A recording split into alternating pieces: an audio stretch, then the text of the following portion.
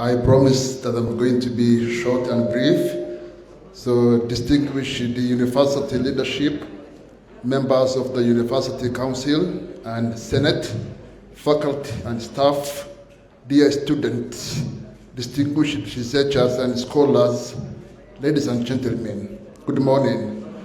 I'm delighted to join you at the first International Research Conference organized by the University of Hargeisa under the theme Transformative Research for Sustainable Development, Global Innovations and Local Solutions.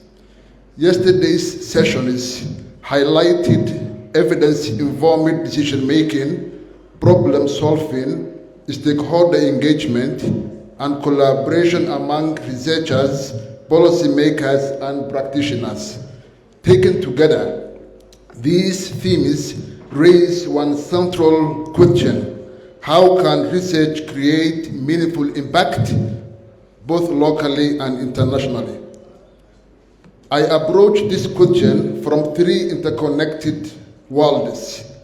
Over the past 14 years, I have worked as an academic researcher, a development and humanitarian practitioner, and now I'm within the corridors of policy making and government delivery.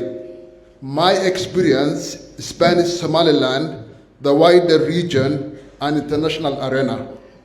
Moving between these worlds has taught me that the gap between research and impact is rarely caused by a complete absence of evidence. More often, it results from our failure to connect evidence, people, and practical problem solving. With this in mind, let me return to my first question. I'm going to raise and challenge you with three interconnected questions. The first question I want to raise with the conference participants, practitioners, researchers, and scholars in attendance is: are academics and practitioners trying to solve the same problems? Academics and practitioners, are we trying to solve the same problems? As you know, an academic problem often begins with a gap in knowledge and asks, what do we not yet understand? By contrast, a practitioner's problem begins with a service that's failing, a delayed program, or a policy that's not producing results. The practitioner therefore asks, what's not working and how can we fix it?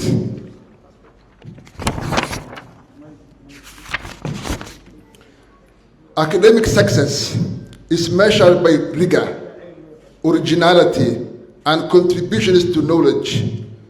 Practical success, on the other hand, is measured by whether a solution is timely, feasible, and capable of improving people's lives. Clearly, both perspectives are necessary, but they do not automatically complement each other. This brings me to my second question. What happens when rigorous evidence arrives after the decision has already been made? Researchers may take years, 3 years, 2 years, 4 years. Researchers may take years to produce firm conclusions. Policymakers and practitioners, however, may need to act within weeks or even days, while facing limited information, restricted budget, and policy pressure. Consequently, the difference between policymakers and academics creates a tension.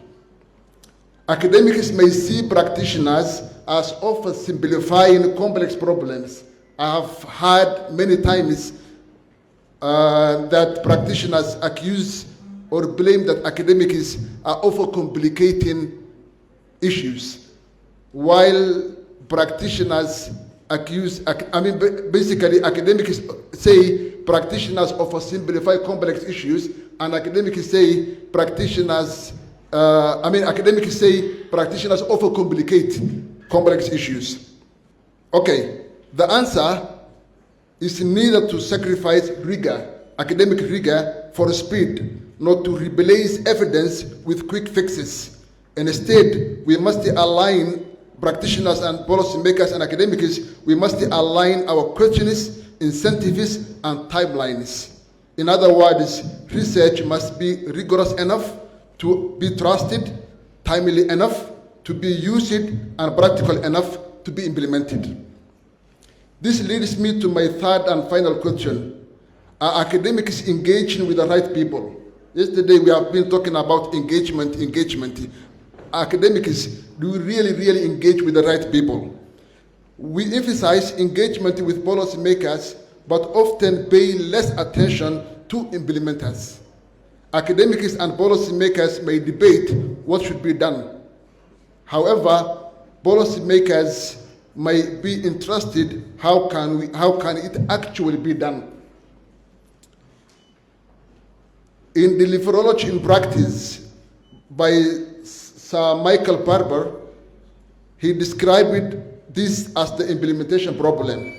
The challenge of translating policy ambition into measurable results and highlights the gap that exists between policymakers and implementers. Therefore, researchers must engage not only with senior policymakers, but also with teachers, health workers, engineers, program managers, director generals, permanent secretaries, local officials, and other frontline professionals. As I conclude, the people I listed above, the frontline professionals, these are the people who understand where implementation succeeds and where it breaks down. However, meaningful engagement requires time, and this is a challenge to the academics.